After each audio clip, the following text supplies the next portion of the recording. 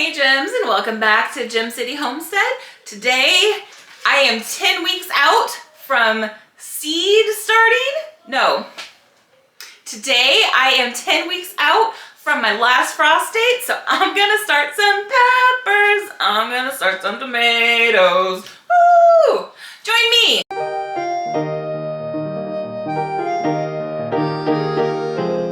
I've literally been waiting for this since December of last year, maybe.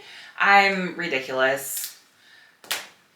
It's not just me though. I've been watching all these other YouTube channels and they are all over the place. They are so ready to get started just like me. So I'm in zone 6A in Ohio, and our last frost date is like April 19th-ish, and it's still a little early for some of these to be going outside because from what I keep hearing, I'm new to Ohio, but what I keep hearing is that most people tend to plant their seeds or their plants after Mother's Day or even later after Memorial Day. I emotionally don't think I can wait that long. I'm thinking I can barely probably wait until mid-end April. So we're just gonna do with what I can emotionally do right now, and that is gonna be starting some peppers and maybe some tomatoes. I haven't decided yet. So I made this little chart on my seed because I don't like using the little things. I always lose them. They crowd everything out. I don't want to put 72 in here. I don't want to put a bunch of them. I don't like them. I don't like them, so I'm not gonna do it. And every time that I've tried to make sure that I know what's going in here in this 72 cell tray, I do it wrong. Or I immediately forget. So this year I'm trying something new. And so I have a grid on this paper, and I'll show a close-up of it. And so on the rows down, it's A through F, and then across it's going to be 1 through 12. And then I'm going to write in what they are. And what I noticed in the first 3 rows is that I was usually doing 3 of the same at the top and then 3 of the same at the bottom. So each row had 2 different things in it. And then all my grids lined up to 2 rows each. So I was like, okay, well, I'll just write them down here at the bottom. What I'm actually going to do once I'm done filling this up is transferring this onto an Excel spreadsheet. So I'll have that as something I can refer back to, because I promise you I'm going to lose this or mess it up or make changes as I'm doing it. So that's what that's going on as.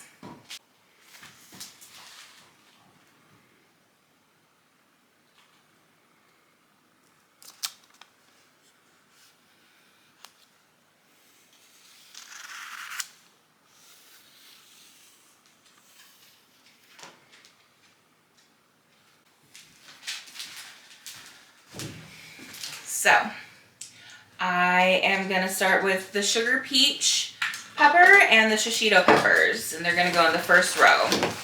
And normally when you are starting peppers, you want to have a heat mat because peppers need a little bit of warmth to get started with their germination. I tragically do not have a heat mat, but I do have a humidity dome, so I'm hoping that will help enough. My house is also pretty warm. It's next to a heater.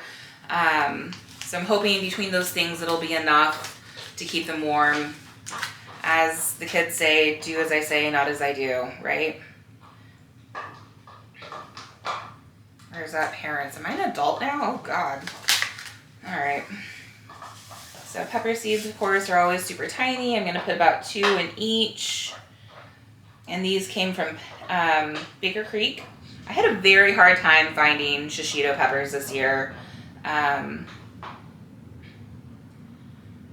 I guess, the word is out and everybody wants one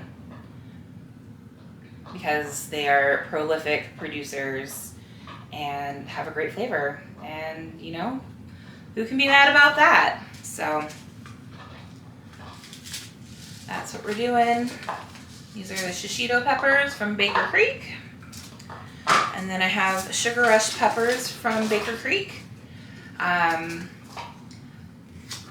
Miss Becky over at Acre Homestead produced these last year and made like a peach salsa out of them. And I've been obsessed with the idea ever since. So that is my plan for these this year. I'm hoping that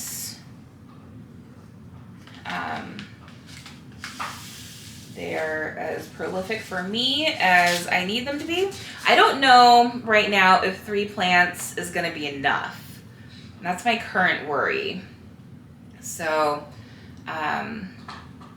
if you have experience growing either of these peppers, let me know if they're enough for like making salsa and preserving and other things. Let me know in the comments. All right, and just like that, that is done. Oh, all right, next up, we're gonna do purple prints and Caribbean habaneros. Those both came from Dollar Seed, and I did a haul, a Baker Creek seed haul, where I talked about these, and I'll link that in the description below or put a card up somewhere if I remember to do it. If I don't, I apologize. And again, I'm really interested in making salsa this year and making lots of salsa and putting it up. So that's why we're growing so many different peppers, and hopefully these will be enough plants. The peppers that I grew last year, none of them did particularly well, probably because I didn't start them correctly. I ended up, I think, having to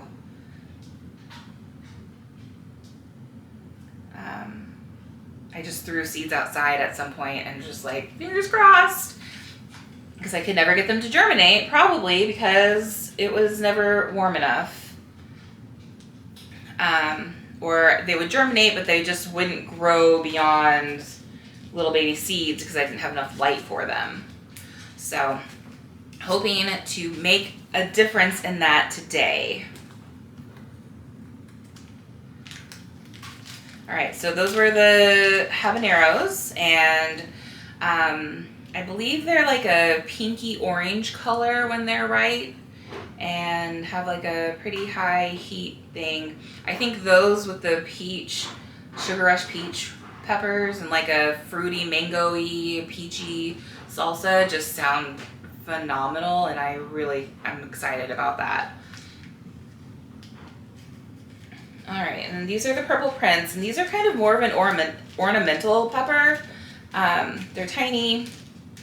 I heard they're hot, and they're purple, and they're a good container variety. So that might be where these are going. I haven't quite decided where everything's going yet, which is my other issue.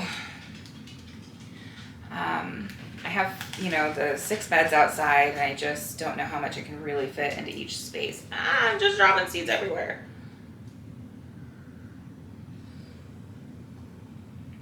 I also have never ordered seeds from the Dollar Seed before, but I was very impressed by their speed and by their packaging when it came in the mail. So, if you've grown seeds from Dollar Seed, let me know how they worked for you. And if you have any secrets about peppers, I'm always interested in hearing more.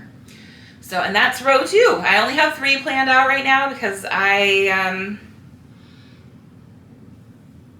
got a little bit ahead of myself and did all of this without putting a camera in front of it first. So, bear with me. The next one I'm going to do is a jalapeno pepper and an eggplant. And I think I'm going to have to run off camera to grab those real quick. Hold on.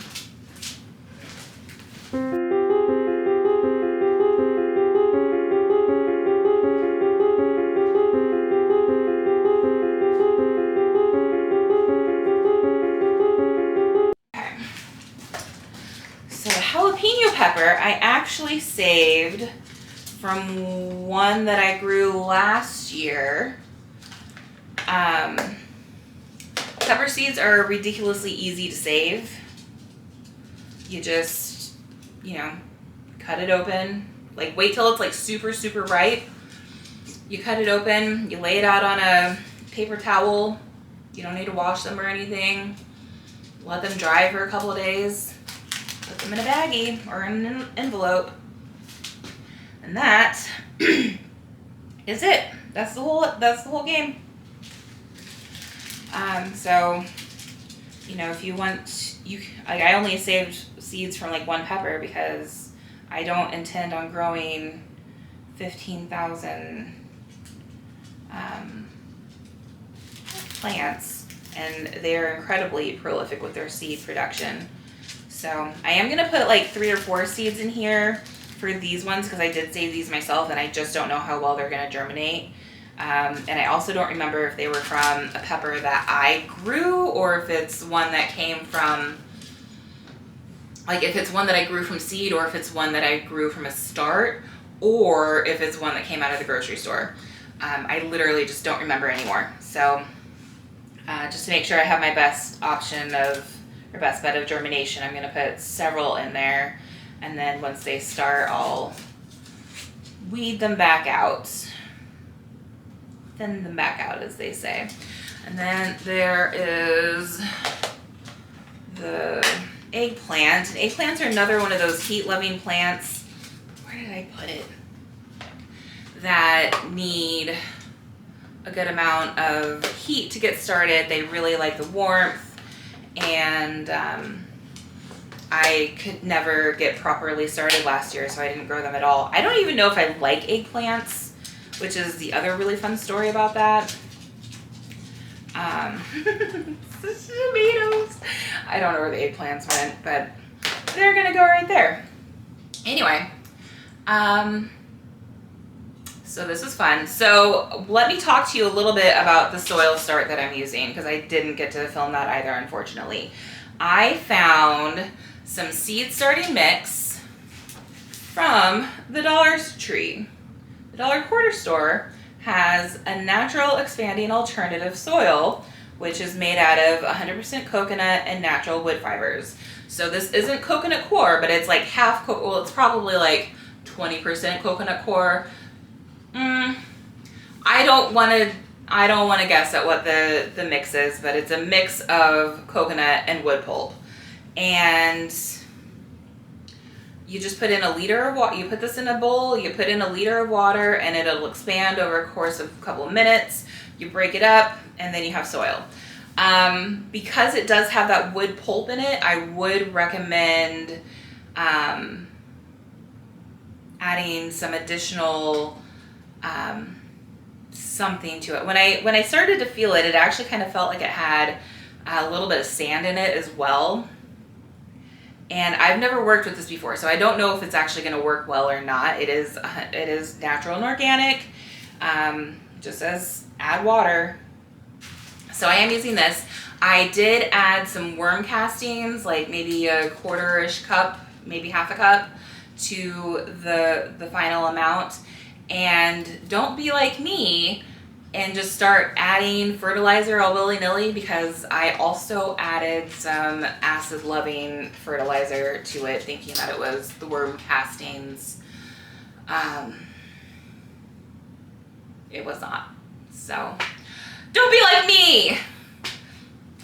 Here's the thing about that. Like, it's such a low blend. It was like a 3-4-3. I don't really feel like it's gonna mess up the growth of these these peppers.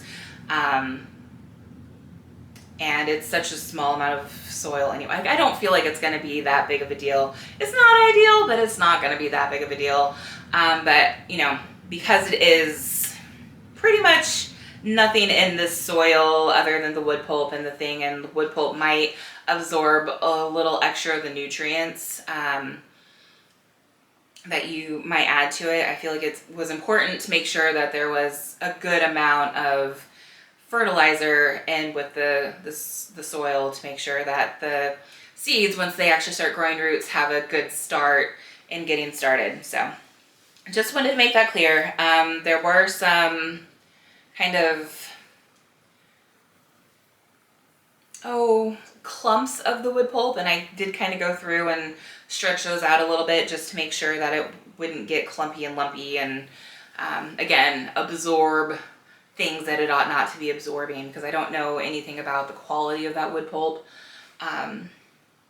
But I just thought I would share that with you, and I'll let you know how I feel about how it works. You know, if it works, it's a great deal for what it is, and if it doesn't, you know, I have plenty of more seeds to start with. So anyway, if this was interesting to you, I love that for you, and I want to see you back here because I'm going to update you on my onions and show you where they're going to go. So I hope you stick around for that. In the meantime, make sure that you follow and subscribe, and I will see you next time. Bye, gems.